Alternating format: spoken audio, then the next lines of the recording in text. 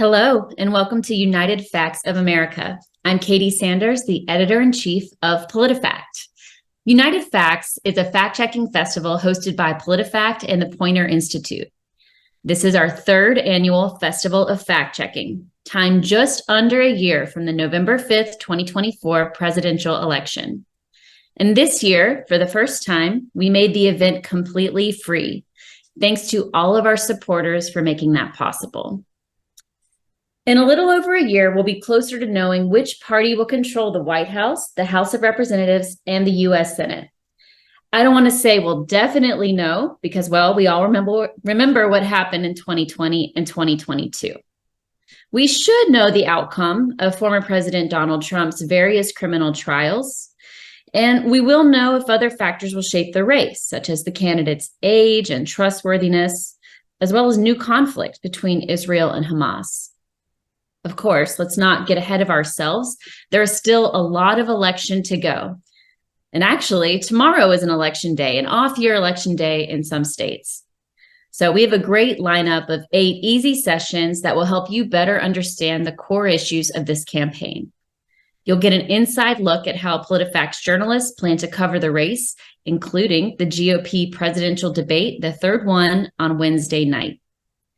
Today, coming up, you'll hear from political director of ABC News, Rick Klein, about the 2024 landscape and a potential rematch between Donald Trump and Joe Biden.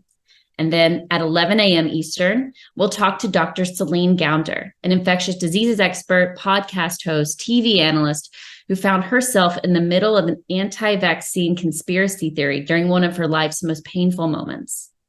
And we'll finish day one with an expert's look at how Russian propaganda fools U.S. audiences by disguising as local news. We'll teach you how to spot it so you don't get fooled. I will see you again Tuesday at 11 a.m. Eastern when I interview Sarah Longwell, an expert on voter attitudes through her focus groups and advocacy work. To kick us off, we have PolitiFact senior correspondent Louis Jacobson interviewing Rick Klein of ABC. Lou, take it away. Thanks, Katie, and welcome to United Facts of America. I'm Lou Jacobson. I'm a senior correspondent at PolitiFact. It's a pleasure to welcome to our Festival of Facts a man who I once sold a portion of my baseball card collection to, Rick Klein, the political director at ABC News. We'll be talking today about what you can expect to see during the race for president in 2024. I'll be kicking off our conversation with Rick with some questions of my own, but the folks who are watching this will be able to ask questions of their own later in the session. If you're watching us right now on YouTube, please leave your questions in the chat. So Rick, just a bit of background about you before we start. Rick has been the political director for ABC News since 2013. He oversees political reporting, polling, and data analysis, and helps steer the network's coverage of major news events. He also appears on air for all ABC News broadcasts and platforms. Previously, Rick covered Congress and state, local, and national politics for the Boston Globe. Before that, he worked for the Dallas Morning News. Let me start by asking Rick about the presidential race.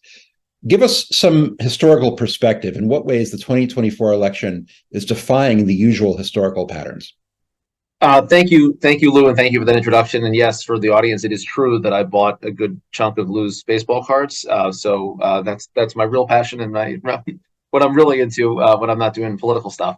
But yeah, 2024 has been an unusual year in a lot of ways. I mean, we've got a race that, a year out, the country is really not engaged in or excited about. We had polling out yesterday with our partners at Ipsos that talked about the disapproval of kind of the direction of the country right now, but also the disapproval of the 2 leading candidates. And the fact that even though votes haven't even been cast and won't be cast for 2 more months, people generally have a very negative view of both of the leading candidates and are indicating in polls and elsewhere that they'd rather have more choices, even though that's obviously within the grasp of voters. That doesn't seem to be the dynamic right now. We have the extraordinary spectacle of the front-running Republican candidate and former president who is going to be appearing in court throughout this campaign, is already facing 4 different sets of charges, and is going to be testifying even today while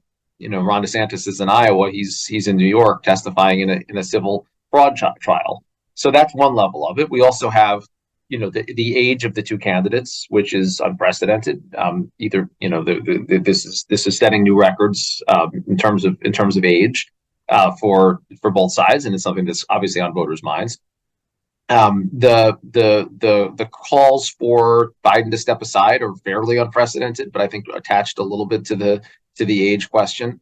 I think, and I've said this now for the last at least 8 years, if not more, that as journalists we have to embrace the uncertainty and just kind of be ready for whatever's going to come, because there are so many things that are happening that are unprecedented. And every time we've seen something that you think, well, that's never happened before, that happens. Capitol Hill and the new speaker who was ousted just a few weeks ago, or was installed a few weeks ago after the ousting of Kevin McCarthy, that was unprecedented. And I think also the amount of misinformation, disinformation, outright lies, yes, but also a lot of actors who are entering into the arena. We've never had a campaign where AI tools were as readily available and accessible as they are now. It's a lot easier to do deep fakes and to try to trick us, for fun reasons as well as not fun reasons. So the challenges, I think, that we face as journalists are also unprecedented, and just kind of layer on top of all the other wild things that we're gearing up for. Yeah, no, that definitely makes sense. And on the AI point, I mean, it's a good one. Fortunately, I don't think we've seen a ton of it so far in the presidential race. We've seen it perhaps in international events, but in terms of the presidential race, I'm not seeing a ton of that. Are you? No, I mean, and fortunately, again, when it has come out, it's been labeled as such. It's usually an attempt to just kind of get people to pay attention to it. But I'm convinced that there's going to be efforts to use deep fakes to try to manipulate. I mean, there's certainly been instances already where there's deceptive editing. That's not really new in this world. It's just gotten a lot easier to do it and do it really well. There was an example that the Republican National Committee put out, which was a AI generated imagery imagining Joe Biden and Kamala Harris in 2025. They labeled it as such, so we could label it as such. There was a use, I think it was the DeSantis PAC that used technology to put Trump's voice to words that had been written, that were just basically in a tweet or a True Social posting. No, the context of that is important. Obviously, it wasn't real, but at least they admitted it. But there's not going to be any regulation on this pretty clearly from Congress. I don't expect that the FEC is going to be able to break any deadlocks on this and find a way to regulate it. So it's really going to fall on us as journalists, as reporters who care about the facts and the truth, to find and then label any information that comes across the transom that isn't exactly what it purports to be. Do you get the sense that, staying on the fact-checking and sort of truth and lies part of it, do you get the sense that presidential candidates today care about getting things right, or is it more about what the base will respond positively to? Yeah, I have to say, Lou, this is one area where I feel like I've seen a shift in my time in journalism. It wasn't always the case, and I've had a lot of fights and been part of a lot of disagreements as to what's true and what's not. But generally speaking, when for the first 15 years or so of my career, if reputable fact checkers credibly pointed out that something that was said was false, you would see, you'd see them stop saying it or change how they say it, generally speaking. That has changed. And I think the use of the term fake news to dispute information that a candidate or a campaign feels like is not convenient.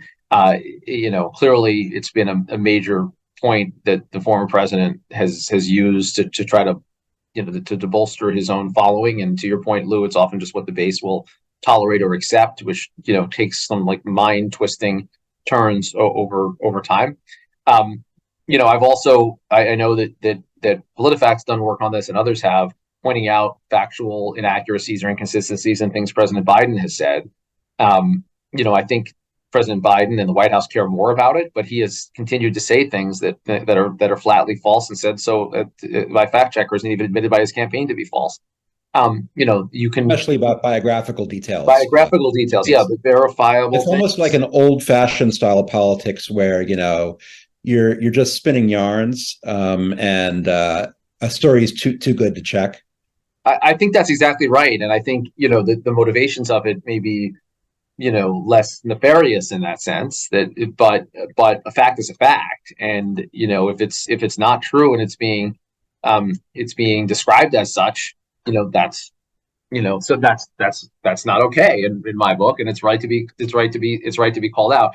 You're right. I mean, I think, lies, exaggerations, half truths have been with us as long as politicians have been making arguments to voters, for sure. And, I think one of the challenges we have as journalists is also, kind of divining or trying to unpack the spirit of or the meaning of some things that are said that aren't 100% true.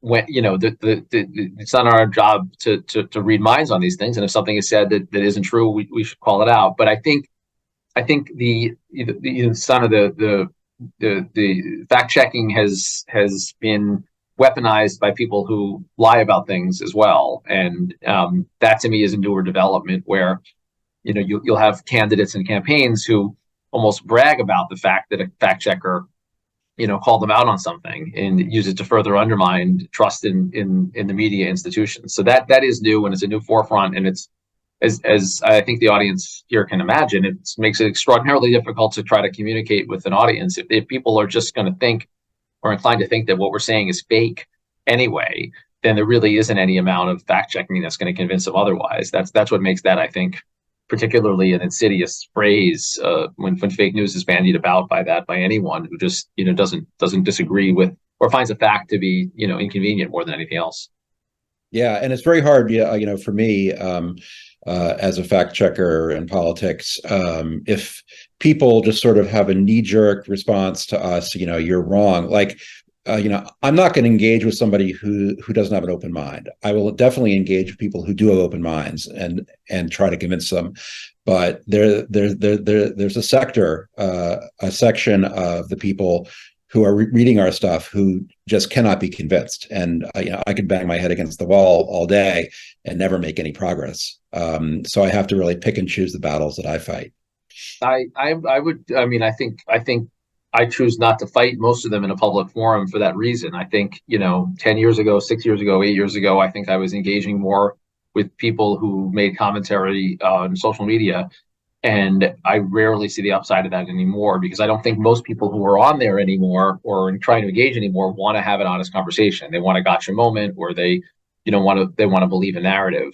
This just in the last 24 hours, there was some conservative pollsters or kind of polling analysts who have been peddling a theory that we changed our pollster based on the fact that the last poll we had was a pretty good one for Donald Trump. First of all, our poll yesterday was pretty good it was pretty bad for Joe Biden anyway. But secondly, we've been polling with this partner Ipsos for 5 years now, and and I made maybe the mistake of responding to one person who was asking about it, and he's still claiming that I'm not answering his question. And it's just it is bang your head against the wall type stuff, like you said, Lou. And I think we all have to just calibrate our expectations a little bit. And I'm willing to engage and want to engage with members of audience or campaigns or players in this that want to actually have a conversation. I'm happy to have the discussion, but I don't think that's really the intent of most of the people that are reaching me, at least via social media. Yeah, I should mention thank you to ABC News for partnering with us on the debates. We do something approaching live fact checking on the debate blog, and so you guys are trying to do some fact checking in that context. Speaking of the debate, I was wondering what you think the value of the debates have been, and in fact, the one coming up on Wednesday, and what you think the candidates need to do to sort of break out of this situation where Trump is up by double-digit points in the national polls. Yeah, I think my thinking, to putting the analyst hat on this, has evolved a little bit over time, and I don't think that any of the candidates can realistically expect that a debate is going to be how they take down Donald Trump or change perceptions around Donald Trump.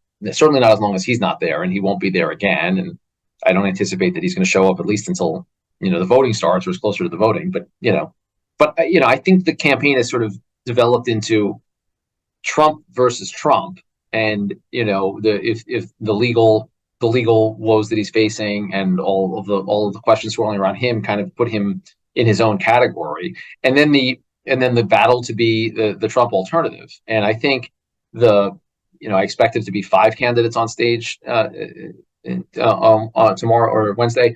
I think the goal for those 5 is going to be kind of emerge from this side of the bracket against Trump in what would you'd anticipate to be the finals. And the finals will be Iowa and New Hampshire, and then off and running. And I think if Trump wins Iowa and New Hampshire, he's very, very likely to be the nominee.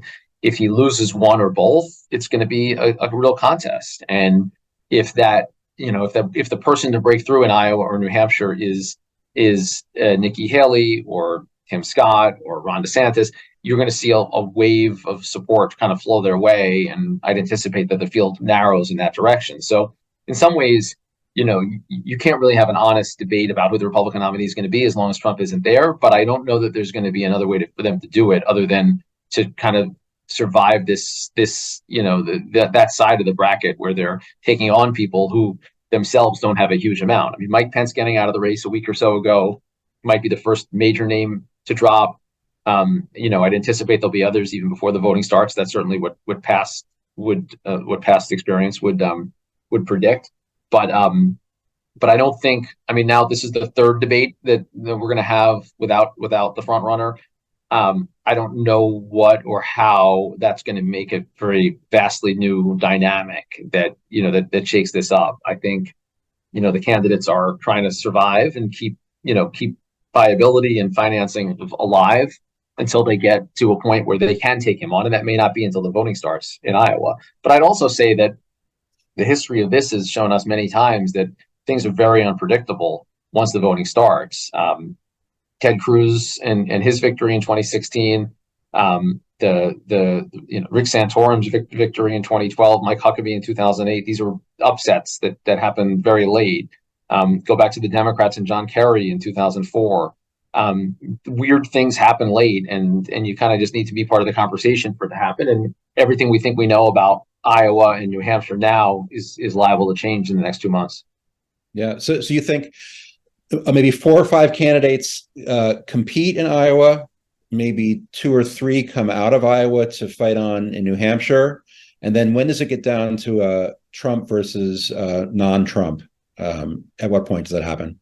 I think really quickly after New Hampshire. I mean, I think there is a scenario where Trump wins both, and I don't even know that there is a viable option after that. Maybe one person can try to fly the flag till Super Tuesday, but I think it's really quickly. I think if one of the people I just mentioned wins Iowa and Trump comes in second, I think you're going to see that person emerge as the viable real alternative.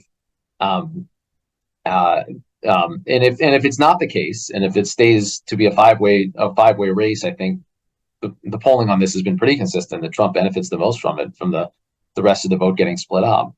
But the big caveat on all of this is all of the uncertainties that were talked about, and the fact that there's a lot of external events that could be happening as well, up to and including all of the legal issues that he continues to sort through, and it's not so much that it distracts him from the trail, but certainly it's something that can weigh on voters' minds as to whether this is a good idea or not. You've seen Chris Christie, out of the remaining candidates, has been most outspoken about what he views as the big mistake of nominating Trump, but others, including DeSantis and Haley, have talked about the distraction or the problem with potentially nominating someone who stands accused and or convicted of various federal crimes. Yeah. Just a note to those who may have just tuned in, I'm speaking to Rick Klein, who is the political director at ABC News. If you'd like to submit a question at the YouTube comments, please do, and it'll be passed along to me. One thing that sort of fascinated me is the idea that no Democrat has really challenged Biden, despite his very weak approval ratings. Why didn't somebody with bigger stature than Dean Phillips challenge Biden in the primaries? Could a Cory Booker or a Jared Polis or a Gavin Newsom have said, look, I love Joe Biden. I have nothing against him. I agree with 95% of his policies, but we just need, a choice. And say I'm not going to attack him personally. I just think that the primary voters for this party need to have a choice. Why didn't that happen? Yeah, I kind of thought it would, and I thought the dynamics would be a little closer to what we saw in 2015, where basically everyone in the Democratic Party thought Hillary Clinton was going to be the nominee, but you saw Martin O'Malley and Bernie Sanders give it a try and try to be an alternative, and it wasn't an overtly negative campaign that either of the other candidates that survived a little while made. Obviously, Sanders got a lot closer, probably closer than he even thought he would, but at least changed the conversation, changed the issue set. I thought we would see maybe something like that from an ambitious governor or senator. To your point, Dean Phillips is sort of a wild card in this, and obviously doesn't have much national name recognition. He's also, as of now, not even on the ballot anywhere that would actually get him a delegate. So it really is, and also relatively inexperienced. He's only had a couple terms in Congress. That's right. So yeah, but I think, and I've talked to some of the people that you just mentioned and some of their campaign staffers, and I think, look, first of all, they'll tell you on the record or off the record, they think Joe Biden's done a good job and deserves a second term. And it's kind of hard to run against someone when that's your core belief. They recognize his age, they recognize his approval ratings, and they recognize the frustration out there. I think there's a political calculation that goes into it as well, where if you go up against a list of perception is if you go up against the incumbent president, you're weakening him politically. And if, or more likely when you lose the nomination, you are then a diminished figure in the party. So if you're a 40 or 50 something year old Democratic governor or senator who knows that there will be a future on the other side of Joe Biden, you sort of wait it out. And, right. You make plans to run in 2028 when Biden will be, term limited or out of office and people are ready to move on. I think another big factor on this is Vice President Harris. And, I think her relative weakness in the polls is a piece of it. But I think one reason that you don't see that we haven't seen a Biden challenger, frankly, is that that Harris is there as the running mate, and for a lot of personal and political reasons, not wanting to be seen as going up against the history of Harris and kind of jumping the line ahead of her. Look, Democrats have been fairly disciplined at kind of getting in line, and I think the 2020 election was a case in point where Biden came in like fourth or fifth in Iowa and New Hampshire, and then romped in South Carolina, and then right ahead of Super Tuesday, when it looked like Bernie Sanders could potentially become the nominee, you saw a whole range of more moderate Democrats like Klobuchar and Buttigieg get out kind of on a dime and fall behind Biden and seal it for him. That's not easy to do, and in some ways it sort of happened earlier this time around. And Biden does have the one thing going for him is that he's the one person that can say he beat Trump once already. And, Trump in a weird way makes the argument for Biden stronger. Biden in a weird way makes the argument for Trump on the other side stronger, even as unpopular as both of them are, even as much as the country doesn't want to see either of them run. I don't know exactly what the analogy is, but they're like, two old gunslingers that are, coming out for one more. Right. And, but I agree with you, Lou. I am surprised that no one of a higher national political stature, at least got close to the starting line on this. It's Marianne Williamson, who made it to debate stage in the last cycle, but isn't someone with vast experience. Bobby Kennedy Bobby Kennedy Jr. got in early as a Democrat, but he's now switched to becoming to running an independent campaign. And now Congressman Phillips is someone that's emerged. I thought, it would be someone different. It's now very late for that. I mean, filing deadlines have already started to come and go. It becomes almost impossible to imagine happening, just as a practical, logistical matter, even if one of the individuals that you talked about were suddenly to have that epiphany and wake up today and see the New York Times Siena poll and say, wow, we need to do something about this. It's late. It's frankly too late to do that credibly or viably unless or until Biden decides he's not running, and which would open it up. Yeah. So do you expect there to be a drop off in enthusiasm because of Biden's low approval ratings and sort of concern over his age that could make 2024 look more like 2016 than 2020, where there was much more of a focus that Democrats are really focused on getting Trump out of there, which could mean lower turnout on the Democratic side and greater support for third parties, kind of weakening the Democratic vote totals. And if so, is that a big problem for Biden? I think that's a bigger concern than Biden-Trump voters, because I don't think there's that many people who voted for Biden last time that are ready to vote for Trump the next time. And the polling's a little mixed on this, and I caution people when you read polling to be very to be smart about how you read it and be skeptical of what it means. We ask hypothetical questions. If the election were today, who would you vote for? Well, the election isn't today, and people don't get to vote. And how they answer a poll could be different than who they may be telling the truth and who they would vote for, but they can't predict what their future mindset's going to be, what the future situation is going to be. They may just be venting to a pollster, and there's some evidence that's emerged in some polls that people, when it's a free shot like that, to say I'm not voting for Biden because I'm frustrated because gas prices are high. That's different than actually voting for Donald Trump. So I think a bigger concern, to your point, is the drop off in enthusiasm, which might manifest itself in lower turnout in certain communities and Biden's weakness among voters of color, younger voters. It's no question that those are real problems that he's facing.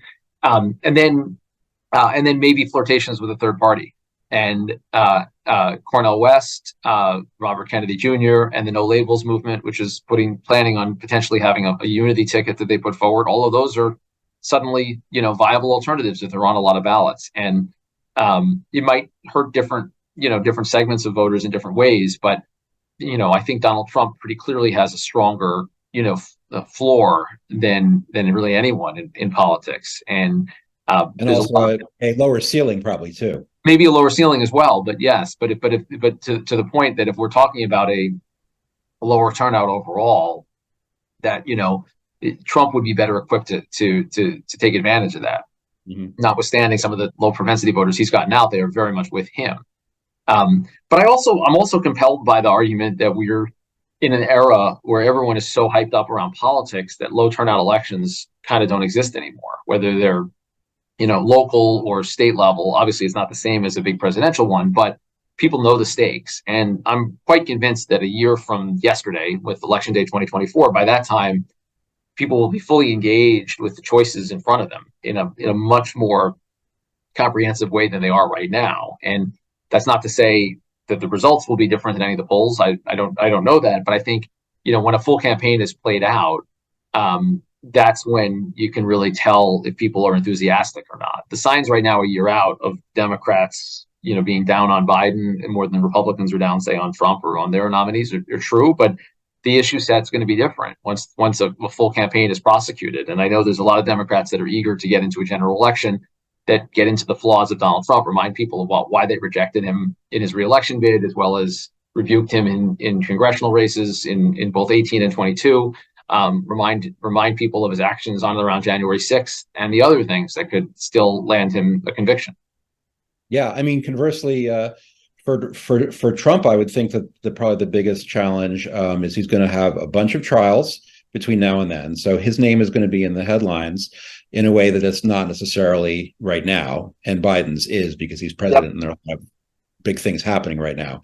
And then also, we recently did a piece on 27 of the campaign promises of the Trump second term campaign, which include some fairly radical ideas, and that would seem to provide some grist for the Biden side to really sort of energize Democratic voters and say, look, this is what we're facing. This is why you have to vote. Is that fair?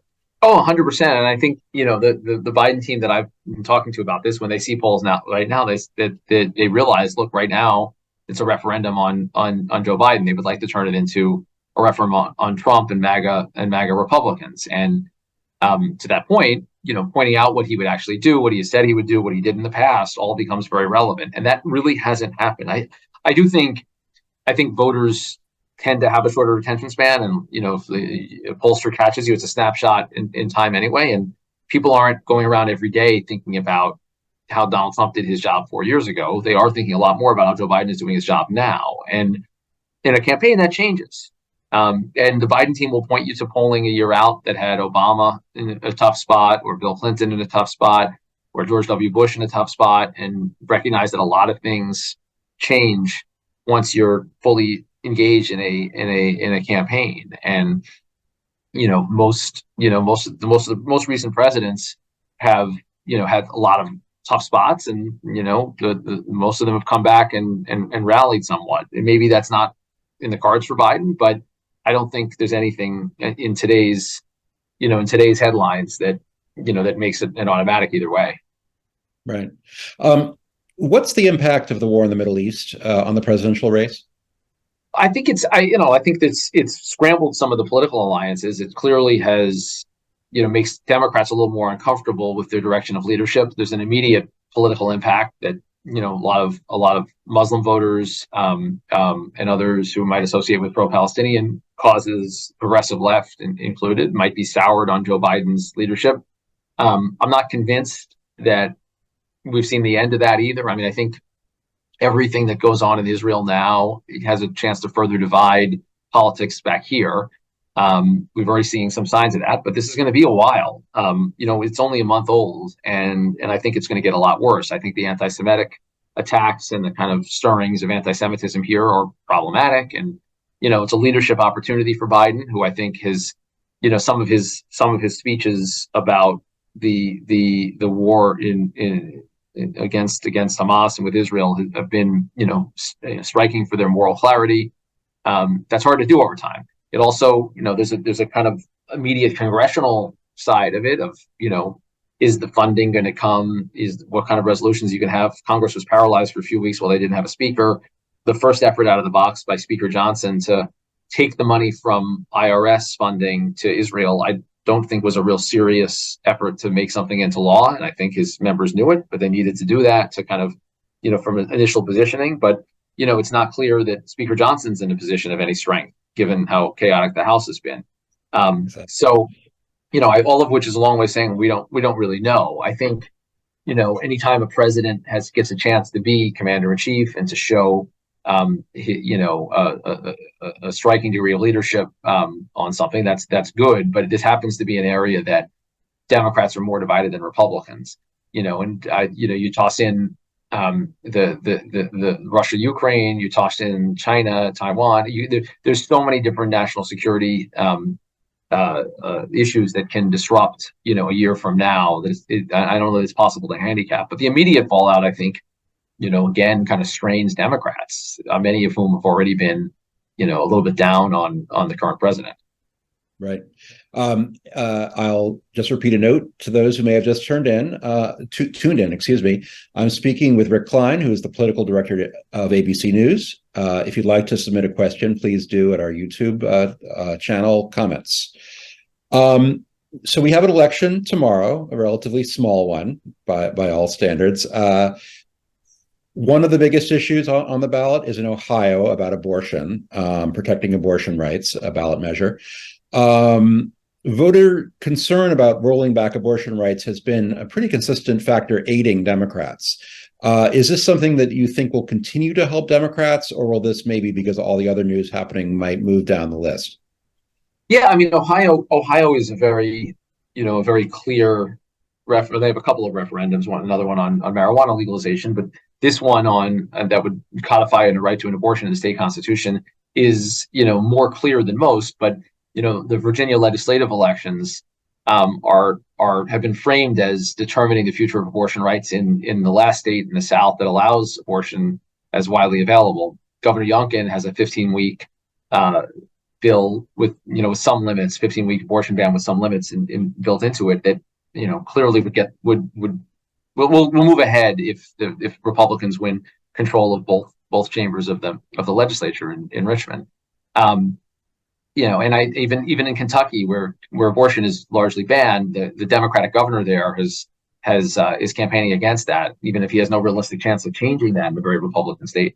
So we're seeing it continue to animate these races, and I think it's going to be, a big issue in targeted places over the next year. I'm sure in Ohio, the organizers there would love to have this on the ballot at the same time that Senator Brown is up for re-election, at the same time the presidential election is going on. There are efforts to move to the ballot in states including Arizona and Florida on abortion rights, which could impact it. We polled on this in our poll with Ipsos that I mentioned earlier, Lou, that voters aren't prioritizing, at least saying right now that abortion rights are as important to them personally as inflation or the economy. But we also know that it has the potential to really be a galvanizing and motivating issue. And I saw the memo that the Biden campaign put out about the year ahead and how they're planning to make the case against, in their view, MAGA Republicans, and abortion rights were a big piece of this, right to choose, right for women to control their own bodies. All of that was really kind of wrapped up in their messaging. So I think it's going to be a big piece of how they lay out to voters. Now, whether voters respond to that, as you mentioned, there's so many other things going on in the world. Is this a voting issue? Is this the thing that drives people out? The politics of this have really flipped in the last year and a half. I spent most of my career covering politics, seeing the issue of abortion as a galvanizing issue on the right, because the feeling that Roe v. Wade was wrongly decided and the state should be able to decide, and then overnight the politics flipped. And last year, clearly Democrats did better than expected in the midterms, in large part because of the Dobbs ruling. And look, if the Ohio initiative passes tomorrow, which polling would suggest that it will, that's going to be another data point. If Governor Youngkin falls short in his effort to get full control of the legislature, that'll be another data point in that. And there are a lot of folks that have taken notes. Yeah, no, I definitely think Virginia and the results tomorrow will show whether it has staying power. Now, it's still a year away from 2024, but I think tomorrow, because it is probably one of the biggest issues in the election in Virginia, we'll know whether it really carries a day for Democrats or not.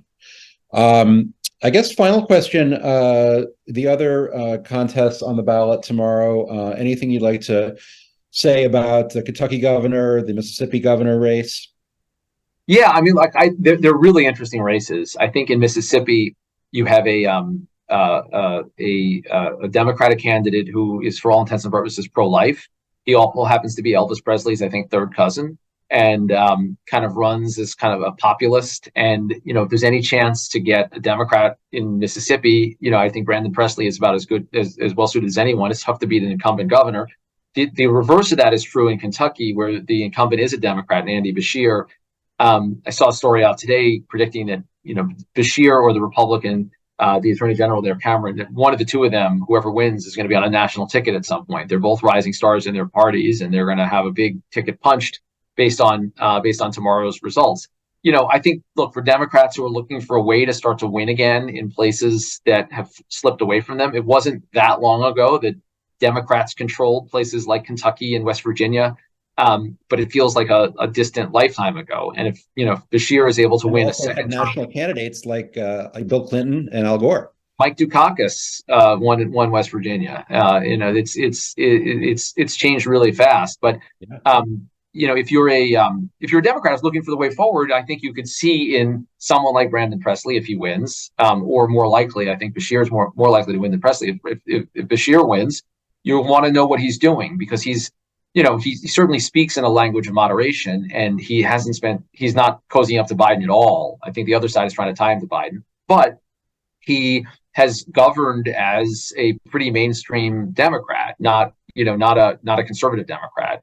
He's been out, he's been clear that he thinks that there shouldn't be an abortion ban in the state. He's vetoed, trans-related bills that have come to his desk via Republicans. He's championed Medicaid reimbursement.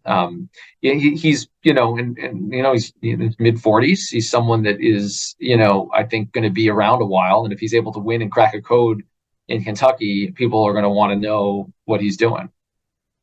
Okay. Well, we're going to have to leave it there. Thank you to Rick Klein for your great political coverage and your dedication to the facts. I also want to thank everyone tuning in for this important discussion. For the first time, thanks to support from people like you, our Festival of Facts, United Facts of America, is free to all guests, but you can still support Truth in Politics by donating to us to hold politicians accountable for their statements and to elevate informed civic engagement. Visit politifact.com/donate to make a donation today. As a reminder, we continue at 11 a.m. Eastern Time when Dr. Celine Gounder will join us to discuss anti-vaccination conspiracy theories and other topics.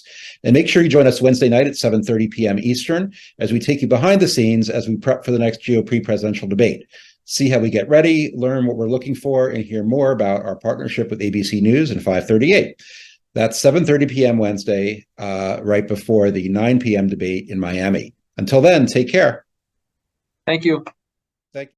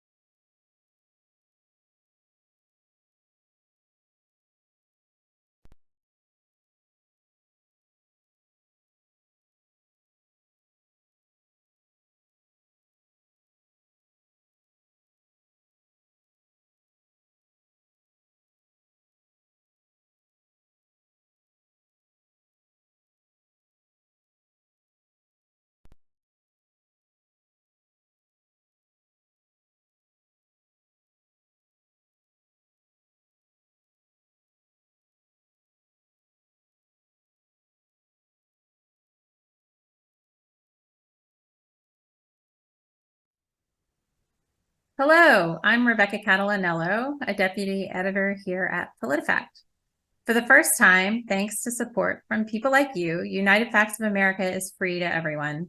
You can still support truth in politics with PolitiFact, though. Empower democracy by backing PolitiFact, the nation's largest political fact-checking organization. Your donation fuels our mission to hold politicians accountable for their statements. We investigate claims, ensuring accuracy and transparency in political discourse. Your contribution, big or small, directly impacts the integrity of public discourse. Stand with PolitiFact to safeguard the integrity of our democracy. Donate today and be a part of the solution. Visit PolitiFact, that's politifact.com/donate. We thank you. Now, to the reason we're here. I am delighted and honored to welcome to United Facts of America, Dr. Celine Gounder. Dr. Gounder is an epidemiologist and infectious disease specialist who throughout her career has prioritized communicating important stories about public health to broad audiences. She's currently KFF Health News Senior Fellow and Editor-at-Large for Public Health.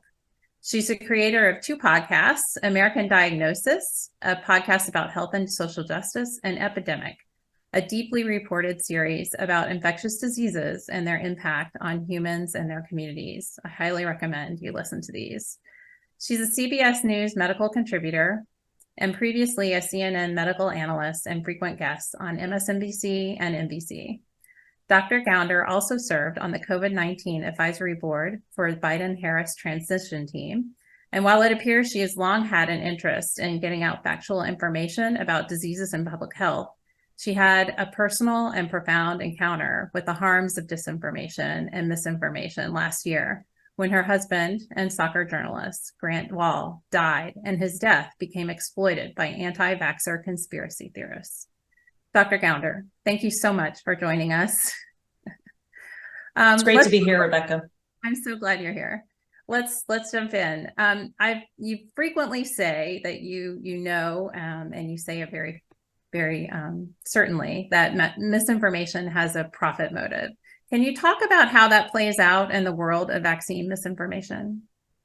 Yeah, what we've often seen are the people who are purveying vaccine mis and disinformation will then pivot from these vaccines don't work or these vaccines are harmful to, but hey, I have something that will work for you or that will help educate you more. If you look at some of the folks who've been doing this, whether it's Joseph Mercola, who according to the New York Times is worth over $100 million, Alex Jones with InfoWars, and so on, they are all selling something at the end of the day. It might be back in the days before streaming, CDs, CD-ROMs, videos, et cetera, of educational programming or supposed documentaries about vaccines and their harms. They might have been selling tickets to conferences where like-minded people gather, and they also get more mis and disinformation. And they might have been selling products, which anything from some of what we saw during the pandemic, like hydroxychloroquine or ivermectin being misused, to other things that are just simply herbals or supplements or the like, saying that these are the things that will actually help you. So if you look at these folks, they have made a lot of money off of this strategy. It is quite lucrative. You got your master's degree in epidemiology from Johns Hopkins 23 years ago. I'm curious, how active was the anti-vax movement then, and how aware were you then of its influence? Andrew Wakefield's paper in The Lancet came out in 1998, and he was the one that claimed that there was a link between MMR vaccine and autism. So this is right around the time I was, literally at the time I was getting that master's degree in public health. And we certainly saw a huge impact of that then, and it continues until this day, even though that paper was discredited, that it was retracted, that it was found to be fraudulent and have really shady methodology. But that was the start of a new wave, you could say, of mis and disinformation about vaccines.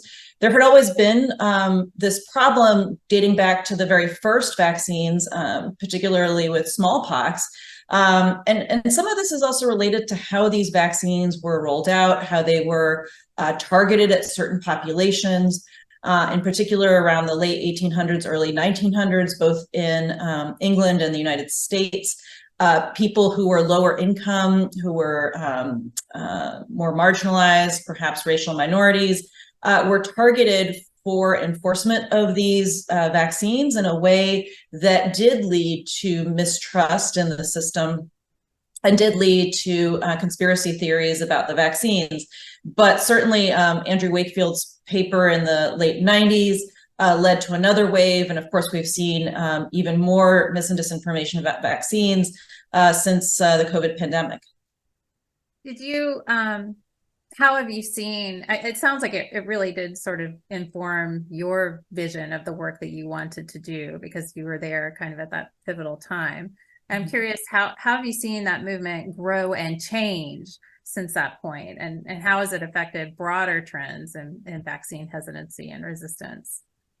Well, you know, around the same time, you also have the rise of the internet, social media, which really puts a lot more fuel to the fire, so to speak, where some of this mis and disinformation could travel more broadly, but also was paired with other kinds of mis and disinformation. So what we see today is that vaccine mis and disinformation is really part of a menu of issues, and people get drawn into this rabbit hole through different specific issues and then get served up a whole menu of them.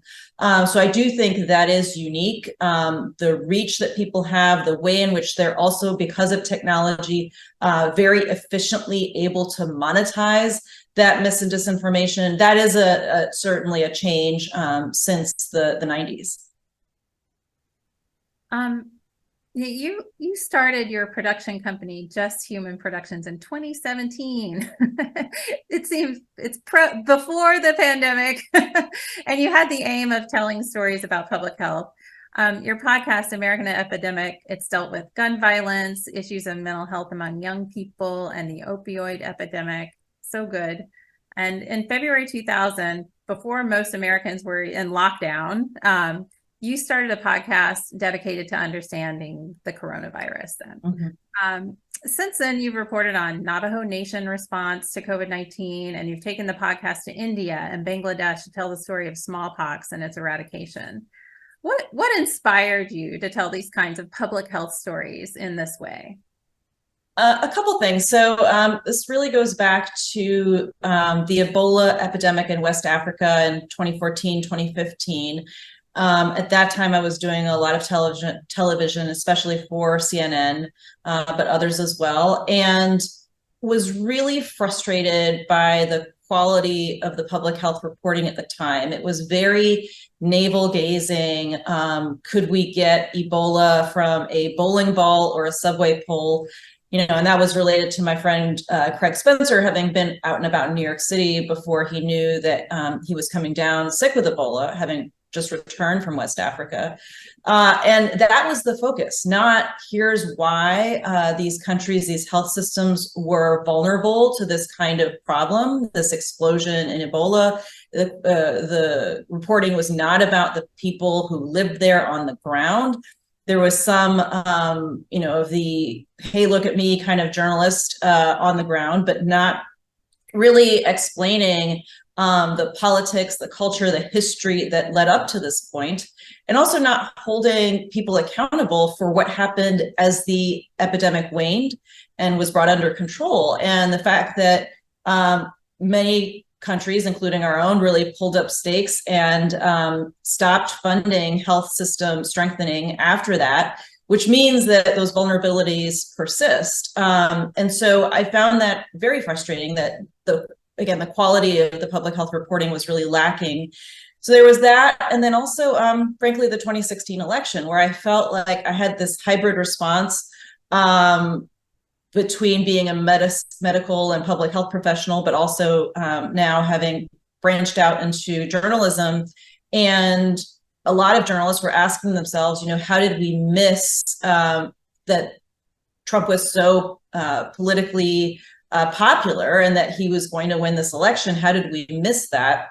And I think that has a lot to do with the fact that the media centers a lot of its reporting in media cities like New York City, where I live, and that there's this whole part of the country, many communities that we simply don't hear about in journalism. And so to me, it was really important to say, one, we need higher quality public health reporting, but two, what are some of the communities we're not hearing about that are very much part of the United States, part of our fabric, and that we need to be hearing more about?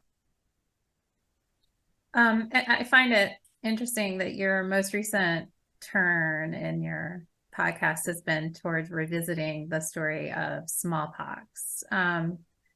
It was eradicated in 1980. So why did you want to tell that story? And what relevance does it have for people in the COVID era? Well, I think people are frankly burned out on COVID. And I saw the same thing with Ebola. People developed, quote, Ebola fatigue, and they just didn't want to hear about it anymore. And I think we're in a similar place with COVID. And yet there are some really important lessons we need to be learning that we still haven't learned, honestly. And so are there other ways to tell some of these stories, to communicate some of these lessons in a way that feels fresher, but also is less political? And I think one thing about going back in time in history, it doesn't have sort of that same emotional charge as talking about something like COVID right now. And I also think there's something different about going to a different culture, a different part of the world, and being able to see some of those lessons through that lens. And there are some very important lessons to be taken from smallpox eradication, just as there are from COVID, that could be used to strengthen public health today. Like what? Well, I think one is dreaming big, what I would call moral imagination. So very often we limit our options to what are the most obvious things in front of our faces. And in the US in particular, that tends to be biomedical solutions. So in terms of COVID, that would be tests, medications, and vaccines. And we don't really think beyond that. Now, if you think about how other infectious diseases were brought under control, like say cholera, for example, that was not done with tests and medications and vaccines. That was done by cleaning up water, by having appropriate sanitation, by having clean water. So we've forgotten some of the lessons of the late 1800s and early 1900s, which is frankly when we made the biggest improvements in public health. And so much of that was really about how do you make communities healthier and safer, as opposed to resorting to more biotechnical solutions, which are more expensive, which rely on individuals to believe in them and take action. And so therefore will never have the same reach as some of these more basic and more cost-effective solutions. Well, I'm so glad you're doing it. I've learned so much, and it's a great show. I can't emphasize or recommend it enough. If you're just joining us at United Facts of America, we're talking to Dr. Celine Gounder. She's the host of the Epidemic Podcast. She's KFF Senior Fellow, a CBS News medical contributor, and wife of the late soccer journalist Grant Wahl, whose sudden death was exploited by anti-vaxxer conspiracy theorists. Your questions drive the conversation. Don't hold back. Ask anything on your mind. You can, if you're watching us right now on PolitiFact or Poynter.org, you can open the video on YouTube and leave your questions in the chat, and we will look forward to answering them. Dr. Gounder, your life took a devastating turn. It's almost a year ago when your husband, Grant Wahl, who we know is a great soccer journalist, collapsed while covering the World Cup. He had an aortic aneurysm. And very soon after, you found yourself and your family under attack from people who said you were to blame for advocating COVID-19 vaccines. There is and was no sign that vaccines had anything to do with his death. We were really sorry to learn of his death, but it was especially painful to see these claims. Can you talk about how you processed those accusations and how it's informed your work since? Well, it didn't surprise me at all, frankly, that this happened. And in fact, basically right after I informed family of his passing, I felt like I had to kick into gear in getting him transported back to the US as quickly as possible, to have an autopsy as quickly as possible, to get information about what was his true cause of death as quickly as possible, because I knew that there would be rumors and conspiracy theories about his death. This is simply the playbook. And disinformation profiteers are exactly that. They will look for anything that they can make money off of, that they can gain power off of, that they can gain social media followers from. And it is very much part of the playbook to take somebody who's a celebrity and use their story for their own personal aims, for their own personal gain. And we've seen this over and over again during the pandemic with COVID vaccines. Even Matthew Perry's death recently has been blamed on COVID vaccines. And I think, aside from the people who are spreading these conspiracy theories, I think there are also a lot of people who are just desperate to have answers, answers that make sense to them, that are straightforward to understand. And sometimes that's just the easiest thing, is what is right in front of you. And I think, again, it's a question of lack of imagination, a lack of wanting to think bigger, further, also more slowly and thoughtfully about what might be going on. You mentioned Matthew Perry. I mean, here at PolitiFact, anytime a celebrity dies, we feel like we can count the second until the claim starts circulating. And it's almost like a subcategory of fact checking. We just know to look for the claims. I'm just, as these narratives persist, what do you think are the most constructive ways to combat them? I'm not sure that, I'm just wondering. I feel like we do it a lot, but is there more? Yeah, I think the most important thing is for people to understand what the playbook looks like. So number one, celebrity dies, you will start to hear these false claims. Just anticipate that. And so that tells you this is probably part of the playbook. I think some of the other typical things that you see are fake experts. So people who are not experts in the field that's relevant here. Maybe they're a doctor, but they're an orthopedic surgeon or a neuroradiologist or something that's not relevant in terms of expertise, claiming that the COVID vaccines or something else was the cause of death. Another typical approach is what we call logical fallacies. The most common one is probably A came before B, so therefore A must have caused B. So it's sort of that temporal association. But that would be like saying, well, I took the subway to work today, so therefore the subway must have killed me. I understand that people, again, want to connect things, and that's maybe sometimes the straightest line, but that doesn't mean that something caused something else. And when you have the vast majority of the American population having gotten COVID vaccines, yes, there will be people who have strokes and heart attacks and cancer and who die suddenly who will have had the COVID vaccine. That does not mean that those outcomes are related to the COVID vaccine. A couple other typical tactics. So another one is what we call impossible expectations. So the expectation that the vaccines would be perfect. We don't expect perfection of just about anything. We don't expect perfection from our electronics, our computers, our medication. It's not going to work perfectly. You're going to have to take your car in for servicing. That medication may not be enough on its own. You might need another to treat your high blood pressure, for example. So that's another tactic we commonly see. Another one is cherry picking data. So as scientists, we don't come to conclusions on the basis of a single study. We look at all of the studies in a particular space, looking at a question. We look at the methodology of each of those studies, and we put them together to try to figure out, okay, here is what probably is the best answer to this question based on the preponderance of the evidence. And cherry picking is when you take the one study that gives you the answer that you want to back up your claim. And so that's another very common one. And finally, just straight up conspiracy theories, which let's just call them what they are. They're lies. And so people telling lies to advance their own personal agenda.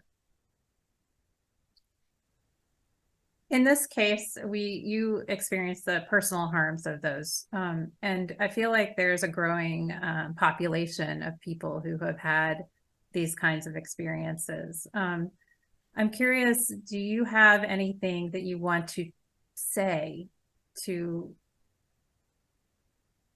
people? Well, I think one challenge is that there's not good protections for people like me. My colleague, Dr. Peter Hotez, for example, has been harassed at his home. When you have people harassing you, stalking you, making death threats, there's not something like a legal fund to help support you. It's very difficult, having made some reports to the FBI personally, for them to intervene, to track some of these people down.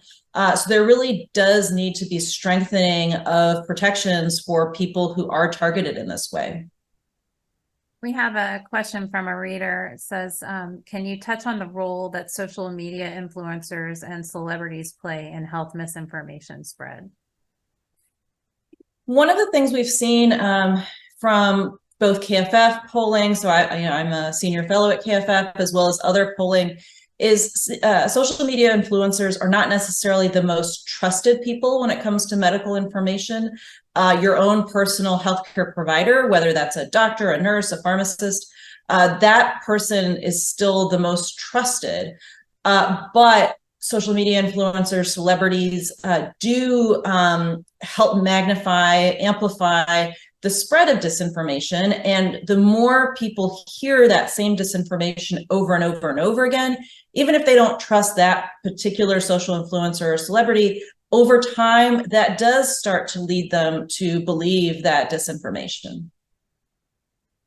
Along those lines, we're seeing reports that U.S. vaccination rates are down this year.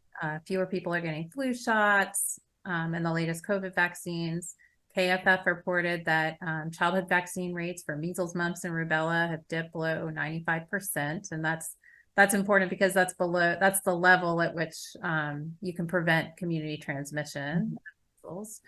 And we also saw a recent study from Annenberg Public Policy Center that found that Americans are losing confidence in vaccines overall.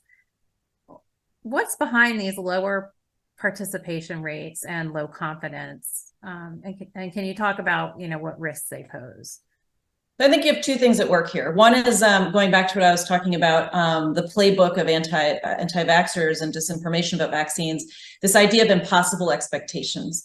And I think people have had ideas about vaccines, even before COVID, people would say to me, well, I'm not getting a flu shot because I got the flu anyway.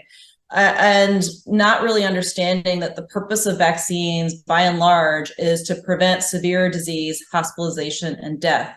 There are a couple vaccines where you can actually prevent transmission, but that requires certain biological characteristics, including a longer incubation period. So you do have that with infections like measles or smallpox. You do not have that with COVID and the flu, where your incubation period is quite short. So incubation period is a time from exposure to infection and getting sick. And so if you have a longer window, the vaccines actually can help prevent transmission. But if you have a much shorter window, shorter incubation period, they don't work very well for that. And so people have had these expectations that are frankly too high, that COVID vaccination, would prevent all infections, that flu shots would prevent you getting the flu. And the purpose of vaccines is really to prevent severe disease, hospitalization, and death. So that's number one. And remind me, Rebecca, the question again, reprompt me. What's behind the lower participation rate? Oh, right. So, the other issue is the politicization of vaccines. And I think what really drove that more than anything was that COVID emerged during a year where we had a presidential election in 2020. And so it was highly predictable that it was going to be politicized in that way, that the responses were going to be politicized, that there would be inadequate bipartisan collaboration, cooperation, giving of credit because of that. And it's not the only time we've seen this happen. I think another great example is Ebola in West Africa, where several of the countries in the region had their own presidential elections at the time. And we saw the exact same thing happen, the exact same language. For example, Ebola is a hoax. COVID is a hoax. We saw the exact same language used in two entirely different settings. What was in common is they were all dealing with presidential elections. And unfortunately, the US in particular is very politically polarized at this moment. And it's become part of people's identities. In fact, some pediatricians have reported to the American Academy of Pediatrics that they now have parents coming into the office where before they might have been hesitant and might have said something like, are we sure these vaccines are safe? Are we sure they don't cause autism?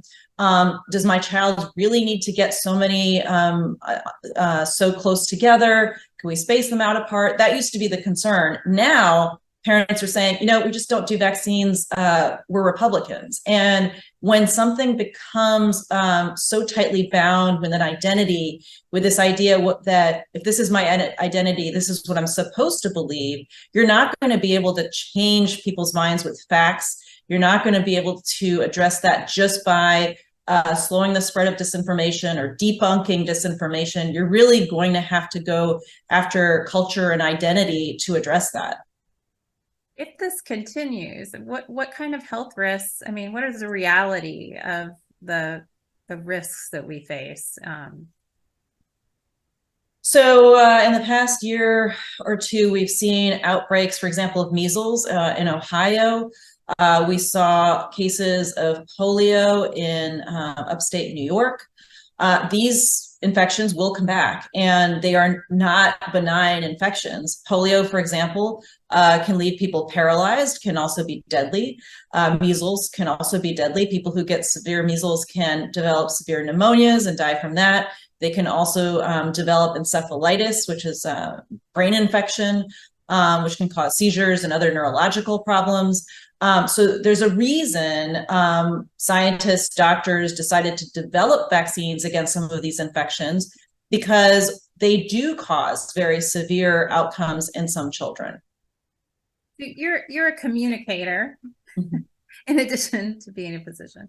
I'm wondering, is there a communication strategy that can help with this, or what can we do? What needs to happen to change this trajectory? Well, I think we need to be thinking about information as a supply chain. So, very generically, you have raw data that gets processed, that then gets disseminated or distributed. And so instead of focusing all of our interventions at the tail end of that supply chain, so things like debunking or moderation, are there things we can be doing upstream in the information supply chain to address this problem? I think that's number one. Number two, what I was just saying about identity and culture, I think we need some strategies that are not just about straight up news or scientific papers, publications, research, but that really do look at some of these cultural predisposing factors, or how certain ideas become part of someone's identity. How do you change that? I think that's another area we really need to be thinking and talking about more.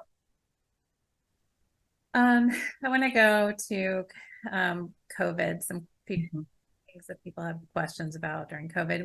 We were advised to take a number of public health measures that we know now were either not necessary or less effective than promised, like surface wiping or cloth masks. Can you talk about, will public health officials be more upfront about unknowns next time, or is it best practice when you're in that situation to take all precautions and risk the kind of resentment that we see now that might follow if those measures aren't effective? Well, there was a certain paternalism, in particular related to masks, that concerned me early in the pandemic. Namely, that there was a reluctance to acknowledge that COVID was airborne. And we knew this by March, April of 2020, that this was clearly an airborne infection. And yet the language was still very much as if this was a strictly droplet spread 6 feet apart kind of infection. And that actually continues to persist until this day. And I would point your viewers to a recent 60 Minutes piece by my colleague, Dr. John LaPook, where he interviewed Lindsay Marr and others, Joe Allen, who are experts in infectious disease transmission through the air, where they were very able to document that this was what was happening, that there were ways to mitigate, again, that don't go back to those biomedical tools. It's not always just about tests and treatments and vaccines. And it's not necessarily just about masks either, by the way. Things like indoor air ventilation, we should be thinking about the way we do about clean water and water treatment plants. Those might have seemed like very ambitious measures back in the early 1800s and late 1800s and early 1900s, but those are just standard today. And I think that kind of shift in thinking needs to happen. But going back to your question, there was this paternalism, this reluctance to acknowledge that even though there was clear evidence that COVID was airborne early in the pandemic, there was reluctance to say, yeah, you should wear a mask. And then when finally there were recommendations, it was to wear a cloth mask, which we now know better are really not very effective. Surgical masks are moderately more effective than a cloth mask. But what you really want is a KN95, a KF94, or better yet, an N95 mask to really protect you against infection. And I think the way to approach that in the future is to have what we need in the strategic national stockpile to be prepared for healthcare workers and what their needs are going to be, where you're not having to dissuade the public from using these tools because you're worried about supply and potential shortages. So I think that's, one very good example of not having been fully transparent, having been somewhat paternalistic about the messaging. And I also think to this day that has not been clearly acknowledged by public health officials, by the public health community. And I think acknowledging those errors really would go a long way towards rebuilding trust. Interesting. We have another viewer question that says, how would you like to see misinformation for profit combated? Are there practical ways to do it? And then there's a third question. It's long. This isn't a medical example, but for example, I get a lot of YouTube ads for money-making schemes. Is there some sort of screening process you would like them to go through before they're allowed to be served to people?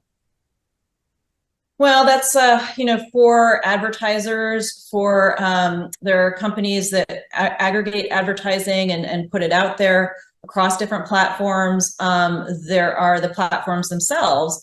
At all of those levels, I think there is a responsibility to be taking action to make sure that advertising is responsible. There are reputational reasons to do that, not necessarily regulations per se.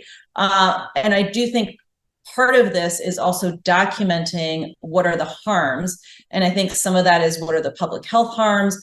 What is this costing taxpayers at a population level? And then also, what is this costing companies reputationally?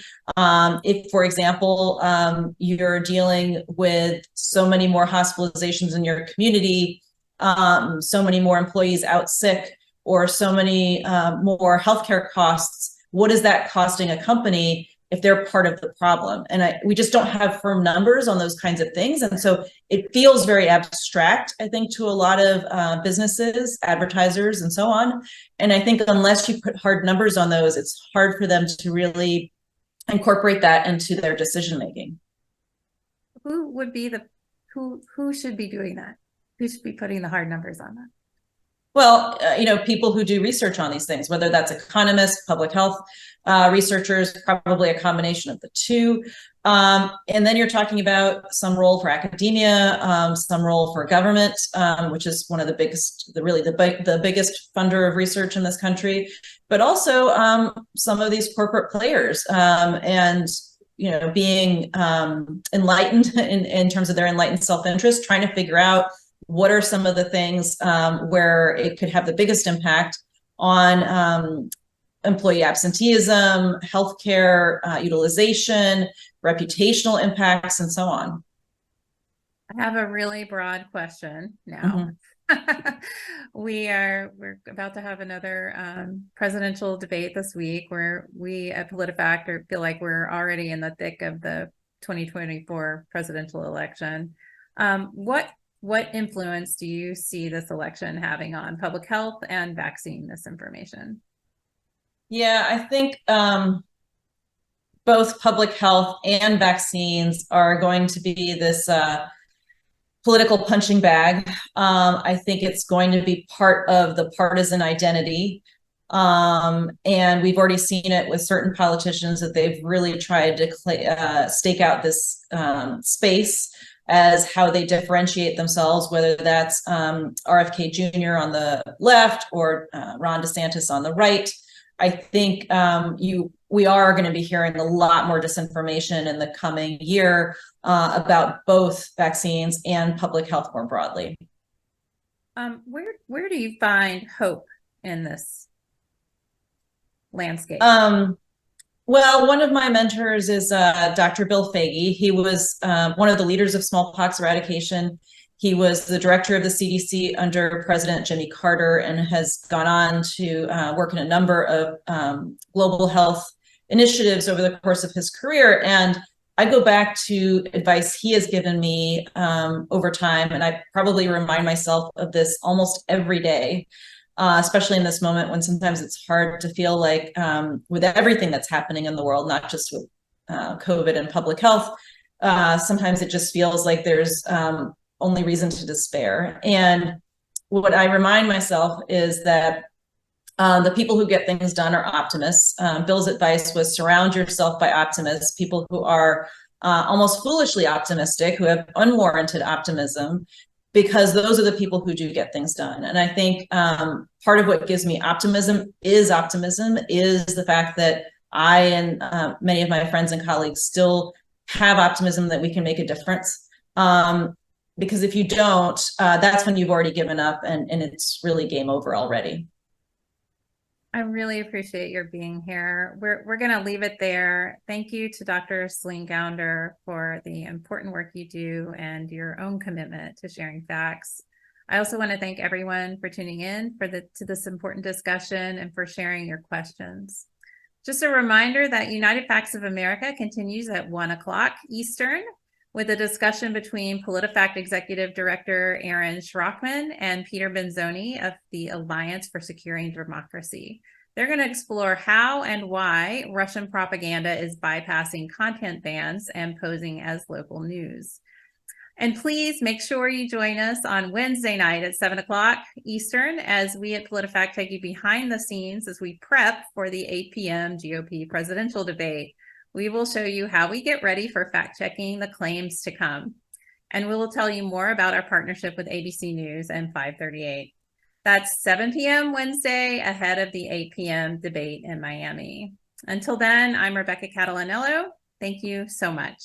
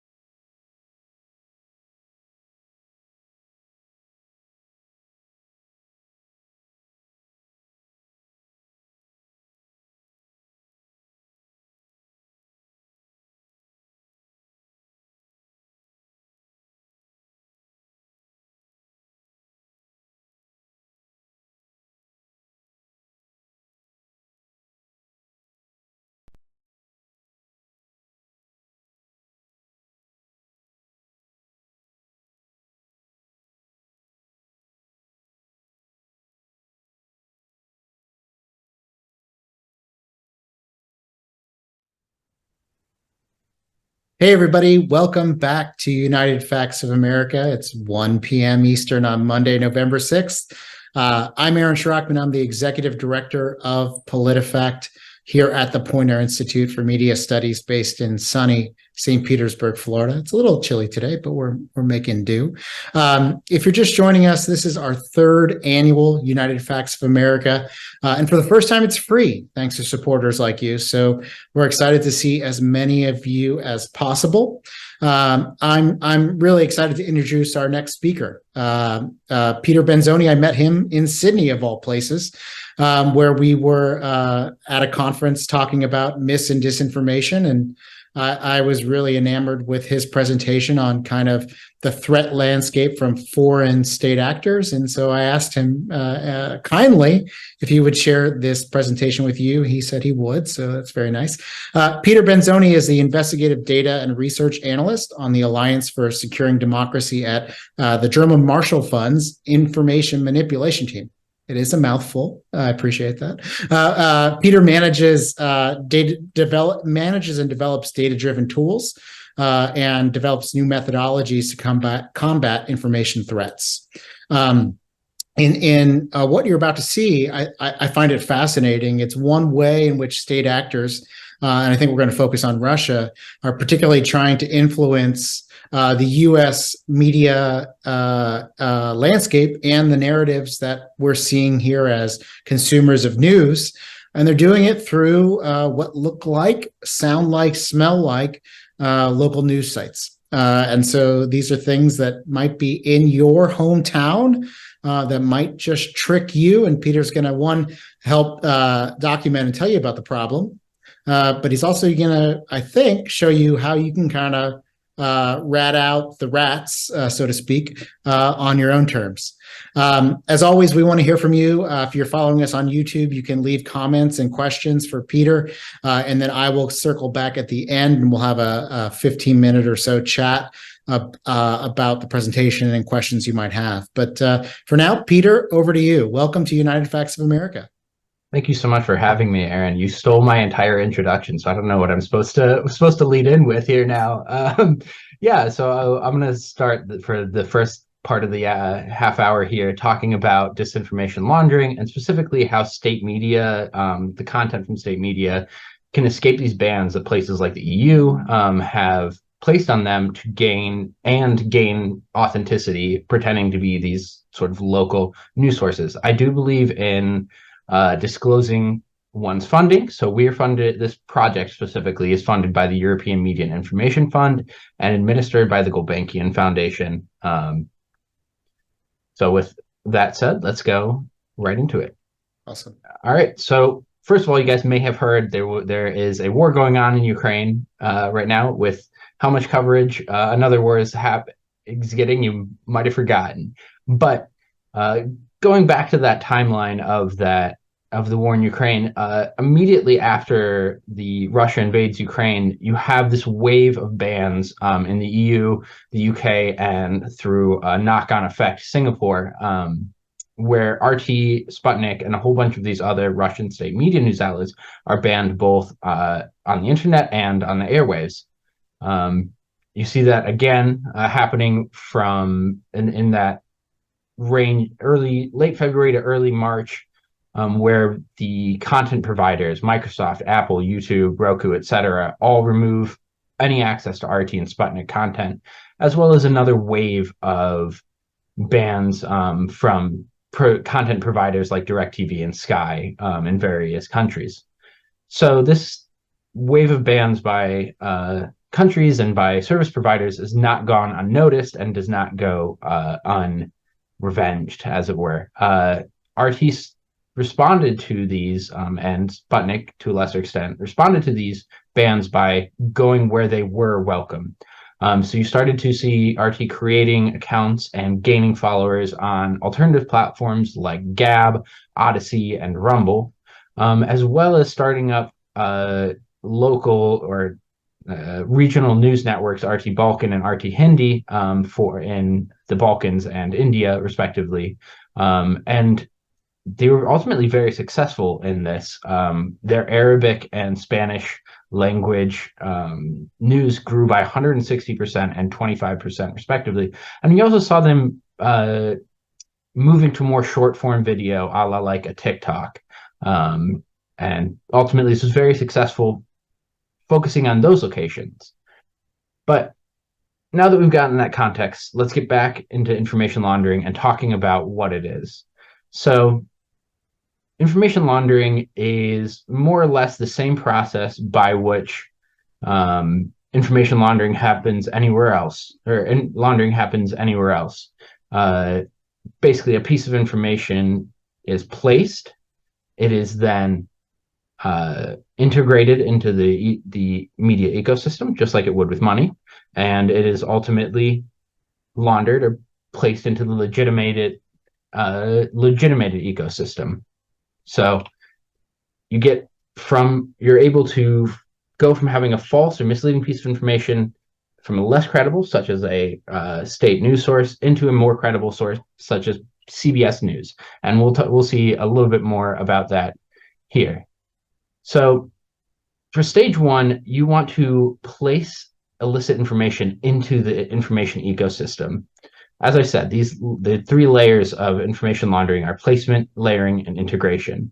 So in 1983, a KGB operation planted this story in a small Soviet-funded, although it was not revealed till later that it was Soviet-funded, New Delhi paper that the U.S. manufactured HIV at a biological research facility in Fort Detrick, Maryland. And if you know anything about modern conspiracy theories, that may be a familiar place to you.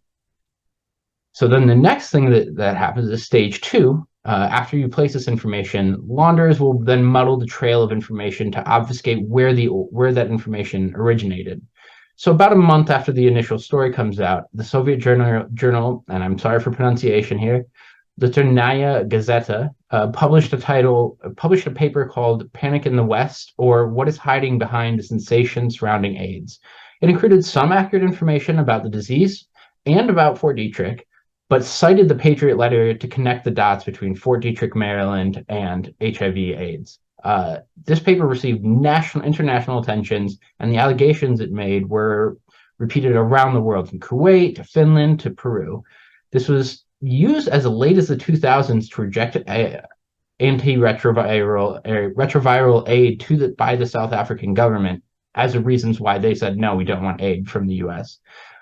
This kicked off coverage in the US. So finally, you have this integration into the information ecosystem wherein enough traction is created and it's gone through enough laundering that the information is successfully given legitimacy and treated as though it came from a legitimate source. In this particular case, it culminated with a story being cited by both a number of activists and mainstream outlets, most notably Dan Rather's CBS Evening News, which at the time, for anyone who was alive at that time, was one of the largest news channels and still is one of the largest news channels, although it lacks Dan Rather in the US at the time. So this information is now successfully integrated in the US ecosystem, and you still see mis and disinfo floating around about this today. So moving this more into the digital era, what does that look like? As with anything else at the time, as you saw the exponential growth of information, so too you get this exponential potential for manipulation with the rise of the digital age. Fundamentally, it's an amplification of the problem, right? Information moves faster, it reaches a wider audience, and it generally, because of how much is there and how many different places are giving you information, can escape scrutiny, just due to that sheer volume. So in this particular case, or this case study, Deutsche Welle, which is a relatively reliable newspaper in Germany, placed this quote, which it debunked, to be clear, about from the Russian Defense Ministry saying, hey, we think the U.S. is testing biological weapons. This story went on and debunked that story. But what we saw was a whole bunch of blogs and a whole bunch of little sketchy sites coming out, taking that little single quote out there and replacing that as though it was legitimate news, which then was cycled back into Sputnik and these the Russian state media as though it were a legitimate news source. So you can see it was placed in Deutsche Welle. It was laundered through these blogs and sort of sketchy news sites, and ultimately integrated back in as though it's legitimate media through the Sputnik state media. So fundamentally, in today's digital ecosystem, you end up with these chains of citations where one site sources another, which sources another, cites another one, leading to this cascade effect. It can create a lot of confusion around where information originally originates from, and it makes it hard to trace the authenticity of facts. In some cases, this confusion is able to be exploited and result in the intentional obfuscation of the true starting point of information. So therefore, we have to be very cognizant of the tactics used to hide this information and realize that it's used to make this disinformation appear more credible or to avoid accountability. Because this tracing process is so complex and the effort to find the original source is so cumbersome and ultimately doesn't pay off a lot of the time with anything interesting. Finally, I think it's worth talking about the cheap digital publishing that the internet has allowed. It takes $20 and a WordPress subscription to spin up a website these days. So it's extremely easy to anonymously publish and amplify disinformation at scale. You're able to create huge networks of websites where you can get the same false narratives repeated over and over and over. And that gives the illusion of consensus and legitimacy. Ultimately, the anonymity is part of the problem here. You can't say, oh, this information is being created by, we'll say, Aaron Schrockman, and then hold that person to account. None of these people have traceable identities. There's no way to hold them to account for what they're saying. So let's dig into part 2, how content actually gets around these bans. So there's sort of 3 methods by which these content from state media will get into the eyes and ears of viewers. First, mirror and alternative sites. These are sites that simply mirror or replicate the banned content. Generally, they're controlled by the original site, and they are done with the blessings of that site. Second is aggregators. This is places that are sort of wannabe Google News sites that compile news from a bunch of different sources, sometimes from less credible ones, but ultimately these tend to link back to the original site, so they're not really too interesting on their own. What I do think is very interesting is copy and paste sites. What they do is lift and reproduce the content, notably without verification and without attribution. So they're able to spread misinformation as though it was news for you produced by them. I'll spend some time talking about 1 and 3, frankly, because they're the more interesting problem here. So let's look at rotating domains as a method for ban evasion. And you can, if you want to read this full report, there's that ISD link at the bottom there. But bad actors, as they're banned from platforms as they are downranked by Google, will frequently rotate their domain names to bypass whatever digital barriers that they encounter. When one domain is blacklisted or banned, another one will take its place. Oftentimes, this is an automatic process, though not always, to minimize the downtime or to minimize the time that they're not getting to eyes and ears. This is sort of akin to a game of digital whack-a-mole when you're working on these platforms. This allows them to have a persistent online presence while rotating through these domains. And you can see this happening in real time with these domains from actualidad.rt. Starting in February, they're using actualidad-rt.com. That gets banned or downranked, and they switch immediately over to actualidad-rt.com. Then they switch again to esrt.press, ultimately being able to maintain roughly their audience and roughly the same volume of tweets that they're getting. If you actually go and look at the registration information of these, they registered 12 different domains and have just been switching them out as each one gets downranked for each of these processes, for focusing particularly on RT in Espanol, RT in German, and RT America, or sort of the RT English language.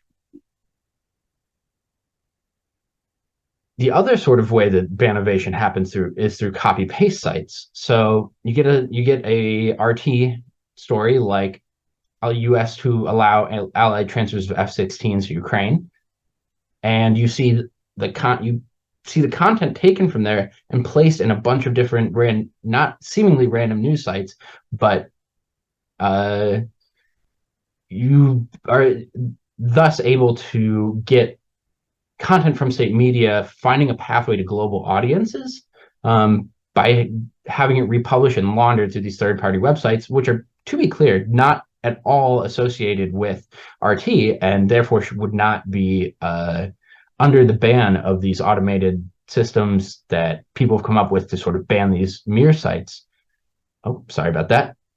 So you can see that this piece of content was copied over to Iranian state media and random Azerbaijani website Infowars, which is American far-right news source, and the Press United, which is an Indian newspaper.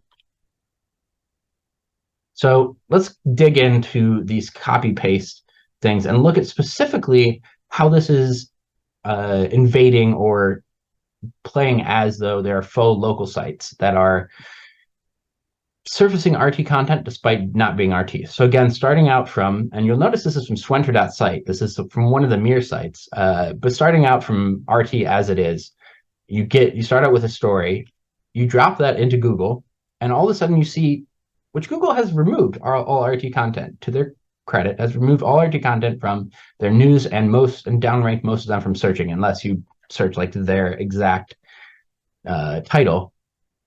But you put this into Google News and you see these big news network, which is one of these disinfo networks, one of these faux local disinfo networks, and this Little Rock AR News. When you actually dig into the Little Rock AR News, you see that this is almost identical in content to what the actual original story was, with just the most basic tweaks, right? They're switching out around for round, switching out classified materials for some reason with delicate supplies and before with earlier than.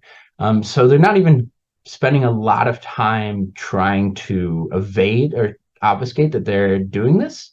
They're just trying to put it in enough so that they can get into the Google News or these news aggregators as though it's not an exact copy of the original information.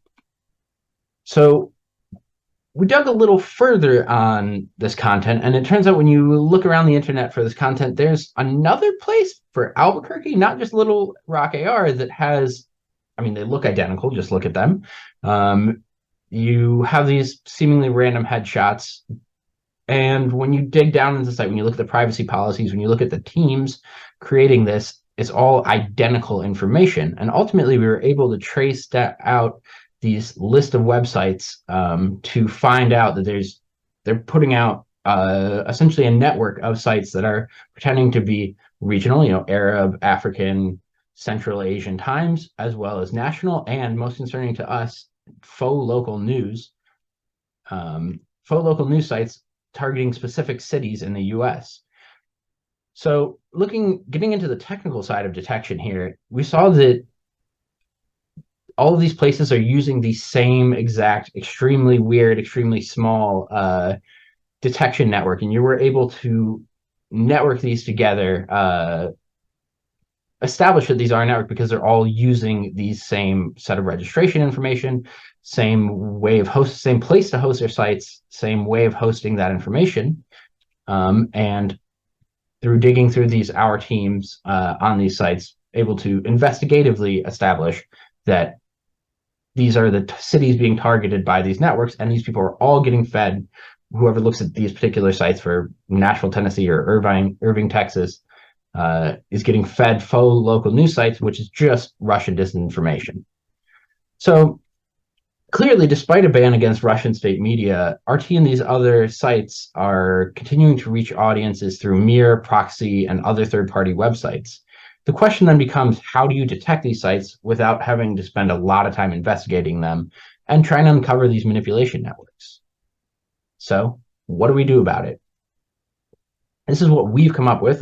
This is not the only way to deal with it, but we created something called the Disinformation Laundromat, And what that does is try and discover linkages between two or more websites using both content matching and web forensic techniques. So the way that the laundromat tool works is two different ways leading into one matching. So the first is lead generation. You enter a piece of content and it'll find a website. It'll find websites that are reposting the same or very similar content. The second is web forensics. So you grab a website like littlerockarnews.com and it parses the DOM, the code of the website, to try and find unique and telltale features like the Google IDs that they use or any crypto wallets. It also grabs information like who's serving that website, the IP information, who is information, etc. You're then able to take both of these, both content and web forensic information, and match them against other sites that we've trawled to get potential matches, and which an analyst is able to investigate and see what overlapping indicators there are between these query domains and the existing corpus that we have. So ultimately, we decided because there's so many different ways you can do this, that you need to come up with a way of sorting the evidence. And the idea here being that there's different quality of evidence, right? There's the smoking gun where there's hearsay, right? So what we try to do is sort these into tiers between smoking gun and hearsay. So these tier one conclusive indicators that we generate are really, these sites are probably linked to each other if they share this information, like an AdSense ID or a crypto wallet ID, a multi-domain certificate. When you get down into that tertiary things where they're just using the same way of building their websites, or they're using the same CSS classes, or a highly similar sitemap, it's not enough to say that these places are linked, but it is enough to say, hey, this is a little weird if these match, This is worthy of more investigation. So I invite you guys to all try this out yourself. I will be pulling this up in a second, but while I'll give you a second to pull this up, it is www.disinfo.id.com. This is an pre-alpha version of the site. So if it's a little slow or it acts weird, I'm sorry. That's the way it is with pre-alpha tools. If you are interested in contributing or either your technical expertise or suspect domains, it's an open source tool, so please reach out to me. But let me show you how this process actually works. So here is a news article from RT from September about Ukrainians blaming Zelensky for corruption. We dropped that title into the disinformation laundromat tool, and we're able to see, okay, as you'd expect, this pops up a bunch of times on rt.com, but you can also see swenter.site. This is one of those mirror sites that we mentioned, and any sites that have been associated with any sort of state media will have this blue icon here. You also see that swenter.site pop up. And again, this is run through your sort of basic search engines. But there's also these faux local news and these faux local news sites that Azerbaijan 24, but I think more interesting to me, the Irish Sun.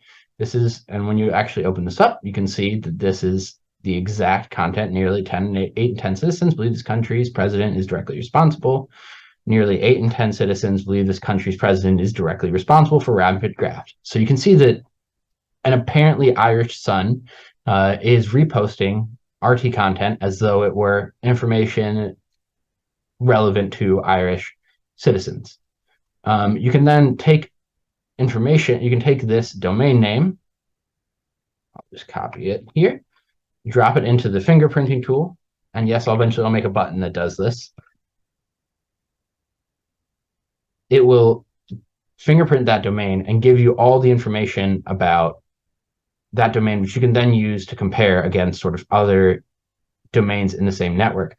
Right now, I've blocked off that matching feature because we don't know how to deal with people using this for nefarious purposes. So until we figure that out, the matching technique or the matching part of it will be left out. So moving on, it's worth talking about the future detection challenges that we face with AI and with disinformation laundering. So just to run down those very quickly, it's content alteration and dynamic websites. Both of these focus on how can content or the website structure itself be altered to try and evade detection through these sort of known mechanisms like this one, as well as sort of adversarial nature. So putting in decoy indicators, putting in adversarial attacks, like basically trying to clog up the machine of detection, as well as synthetic content generation. This is exactly what you think, where people use ChatGPT to generate realistic text. What I think is interesting is that the challenges present themselves opportunities to learn from and to tackle those problems. So when you're creating a website, fundamentally you have to build it. You can't obviously change the structure too much without fundamentally changing how the website works. So by learning sort of the ways in which these sites do alter their DOM trees, you're able to tackle the problem of dynamic websites. Similarly, in the case of these decoy or adversarial indicators, we're able to try and detect new indicators as they arise, ultimately, often as a result of the attempts to evade websites themselves, because a decoy indicator is itself still kind of an indicator. Finally, there's this clustering classification problem where you're able to say, hey, I think that there's these 10 websites that are all pretty similar to each other, 7 of which we've identified as Russian state media or generating content from Russian state media. Here's my new website. It doesn't quite match any of these with those IDs, but it does cluster in almost every other way with these other websites. There's also more textual challenges, specifically with there's not a great way right now to detect translated information. So if somebody puts in, anyone who's ever read Al Jazeera in Arabic versus Al Jazeera in English knows that the coverage is very different between those two sites. So when translated content comes in, it can be very hard to detect. But as you use a technique like word embedding, you're able to detect the relative meanings of word and their placement within documents to create a content fingerprint that's detectable even through transformations that something like LLMs or ChatGPT can use to try and evade that, to create a fingerprint that you can say, hey, I think that this content is 90% similar to that. So Patrick Chester is actually doing a lot of work on this for Chinese state information over at UC San Diego. So I encourage you to look at his work if you're interested in this specifically. So thank you guys for having me. I'm looking forward to the information or to the interview part of this, but for sitting through this, here's a nice meme about on the internet, no one knows your disinformation laundering operation. Thank you, Peter. That was really interesting. I want to start, remind folks, if you have questions for Peter, you can put them in the YouTube chat and we'll get them here.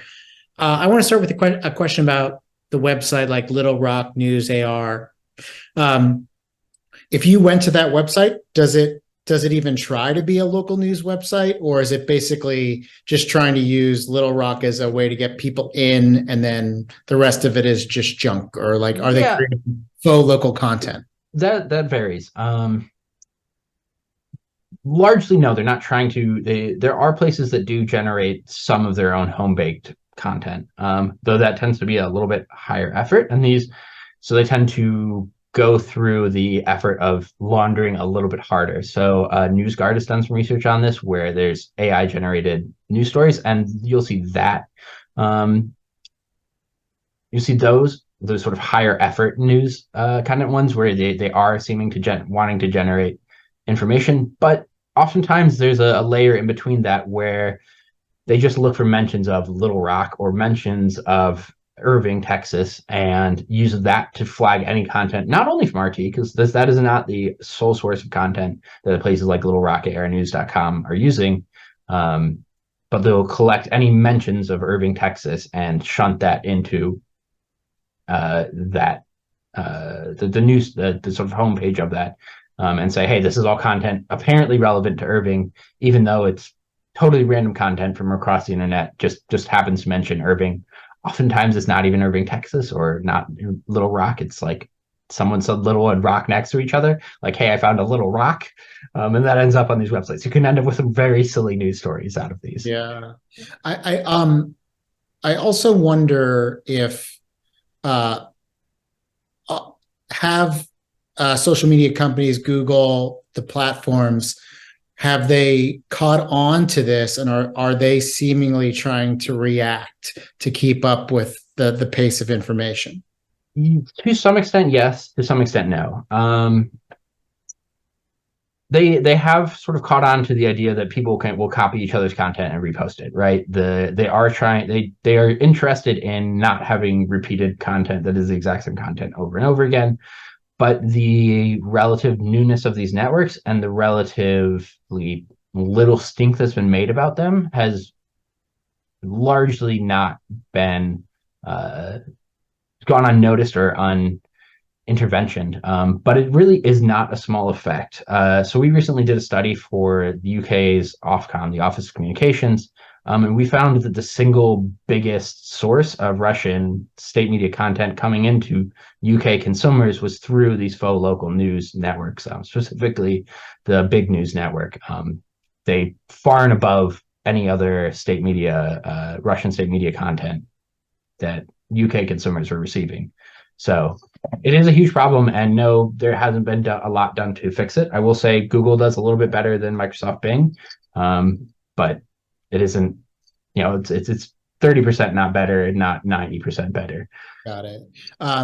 Have in this kind of area, have any of the narratives that have started from an RT or a Sputnik kind of broke through to, I won't say mainstream media, but kind of like have elevated to kind of maybe partisan media, or where like they've gone past the, like you might see them to, you probably saw them?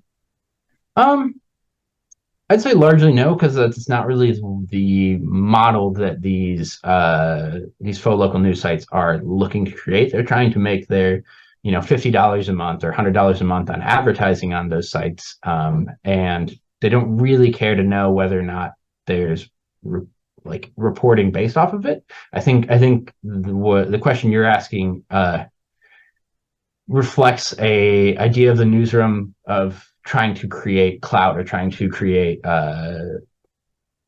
have your information that you create be disseminated and you be attributed, right? And I don't think that these sites are interested in the same way in being attributed. In fact, it's to their interest if they go undetected, right? So let them work for longer. Yeah. Thanks for that. I'm curious, we're coming up in an election year, obviously. We're about a year from the presidential election exactly. Do you sense or think that these type of techniques will increase as we get closer to the election, and maybe, or how will they change or modify, or frankly, even bigger picture, what is Russia trying to do by getting these words in front of as many people as possible? I don't know if I'm qualified to talk about the specific goals of Russia in regards to the 2024 election. I'd say refer to the people who did that research for the 2020 election. They'll have a much better idea than I can. But I can talk about the techniques and the sort of volume by which this content will get to your eyeballs. And I do think it's going to be massively larger. And I do think you're going to see a lot of more non-state entrants into this field, largely because tools like ChatGPT and these other large language models have drastically lowered the barrier to entry, which was already quite low, but drastically lowered the barrier to entry to creating more or less, as it stands, undetectable news networks to disseminate the information of whatever political point you want to make, be that Russian state media or be that a partisan political point. So yeah, I think this is going to be a bigger and bigger problem. And I do think that it's extremely useful when you have a partisan position, or the position of a state like Russia, which is not necessarily popular with the masses, to be able to manufacture a way of putting that out to the world as though it were neutral or largely neutral information, because you're not able to then be called out as saying, oh, you're posting content from RT, which everyone knows is Russian state media. Instead, you post a story from Little Rock AR News, which is apparently a legitimate news source. So you're able to borrow the legitimacy of sort of local news sites to make a point that you could not otherwise make without being called out for it. So I think you're going to see a huge increase in volume, and I think you're going to see a huge increase in the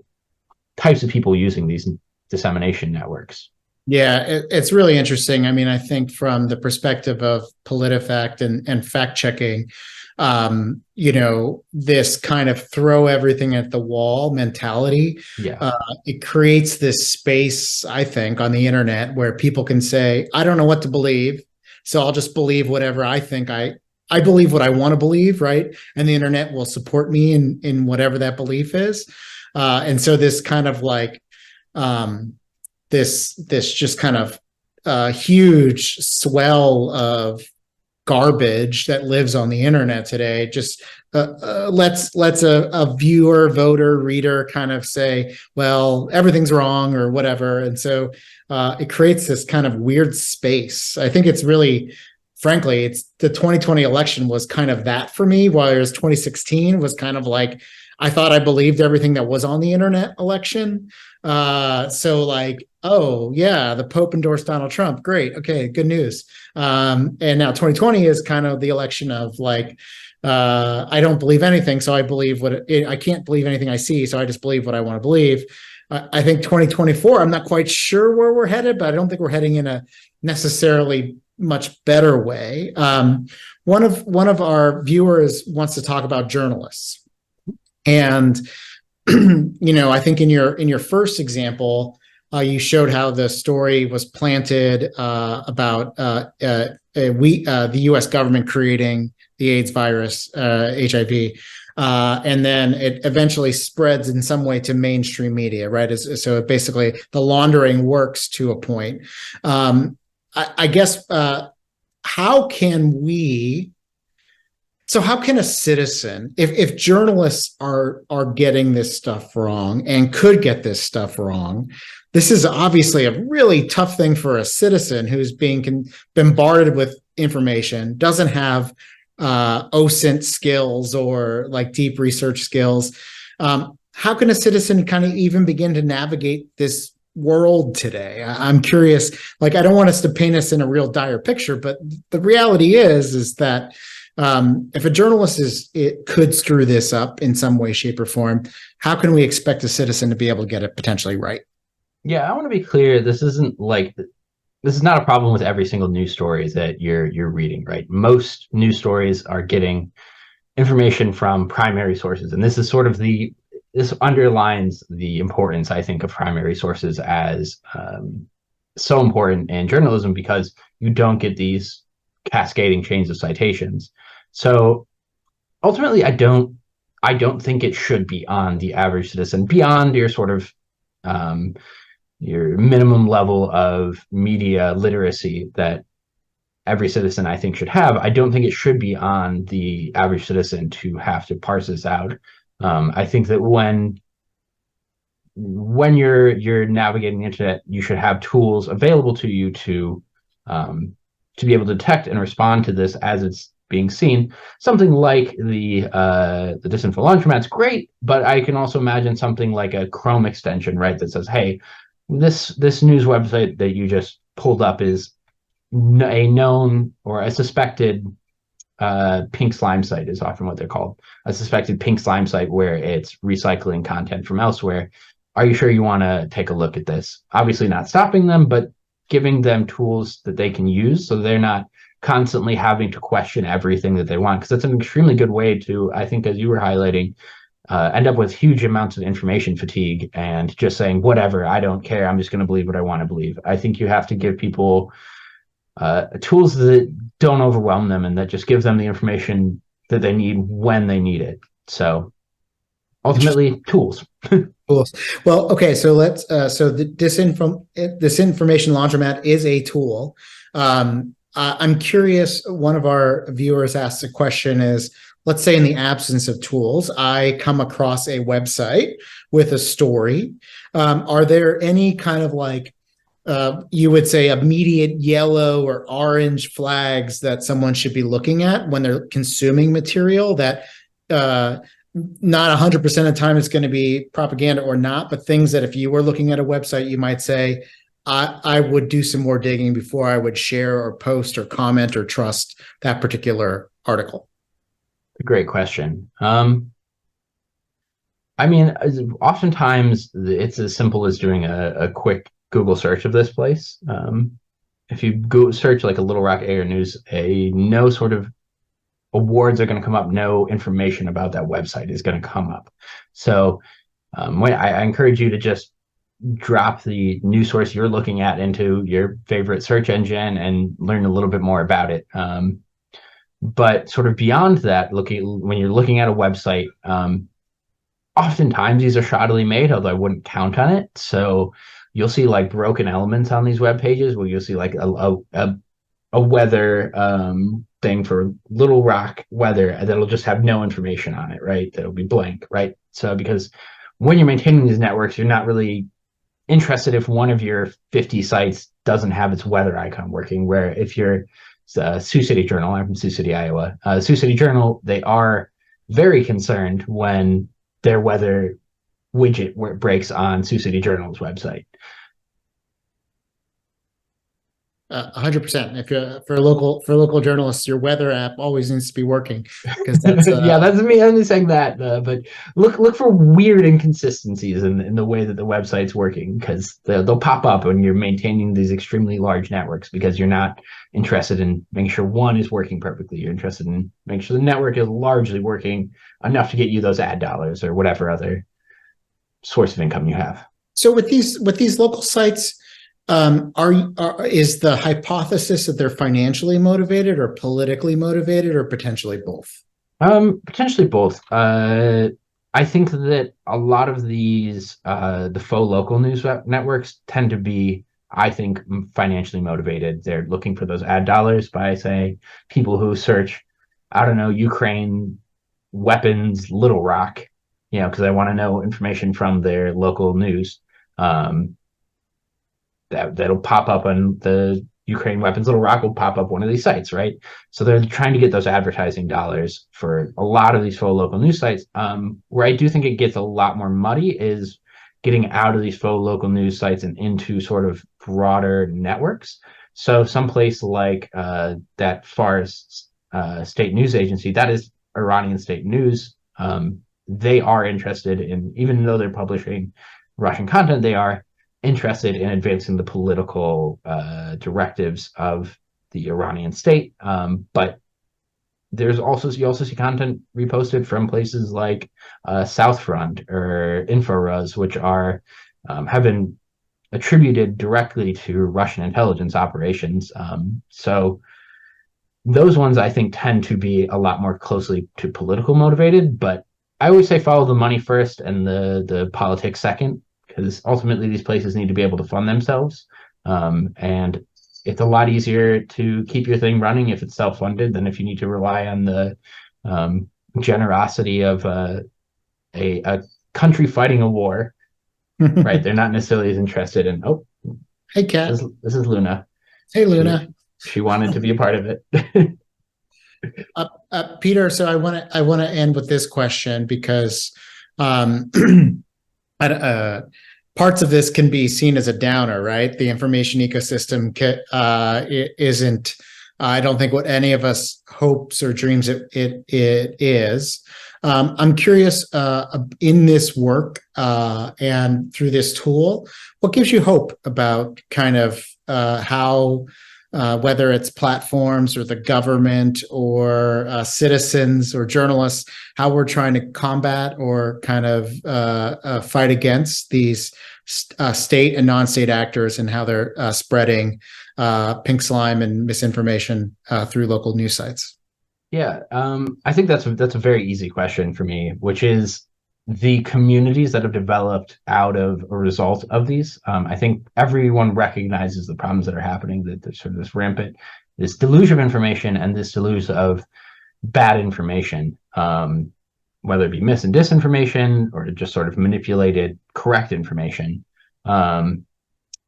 There have been a number of communities that have developed largely around places like Bellingcat or other similar organizations, where these problems are being tackled by communities of people, and people are able to not only be able to check them together and talk through their processes, but they're also able to have fun doing it. Like it's like a puzzle to be solved, and you're solving this puzzle with your friends. And like I especially with the content that stuff like Bellingcat looks at, that can be a little bit of depressing content. It also lets you have sort of a built-in therapy group essentially as you're working with it, because the same people going through the same problems, trying to research the same thing. So like I guess the message being it's the friends we made along the way while we were having our information manipulated.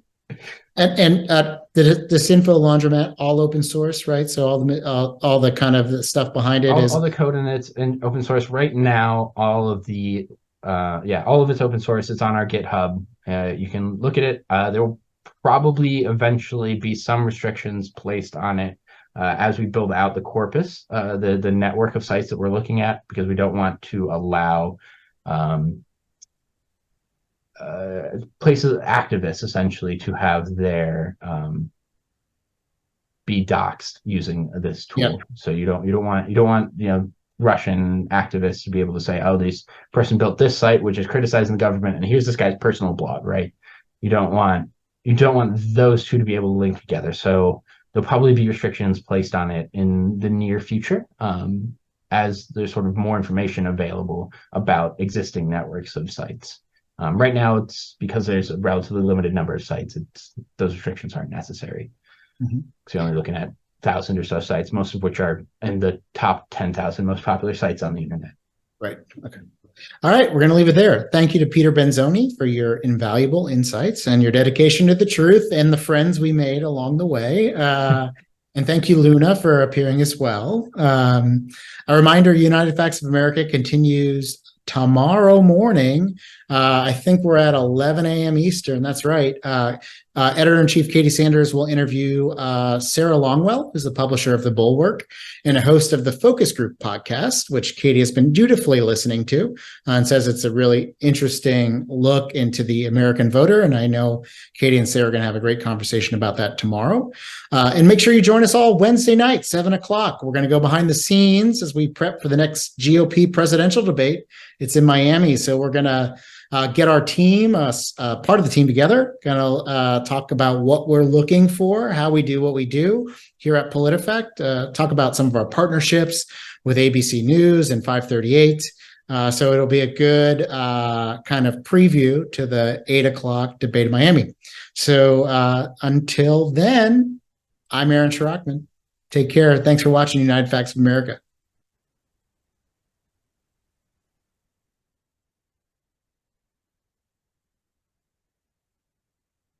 I assume we're clear.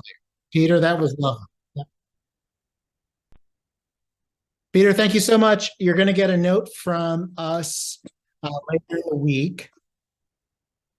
And in that note, you'll, I'm like double.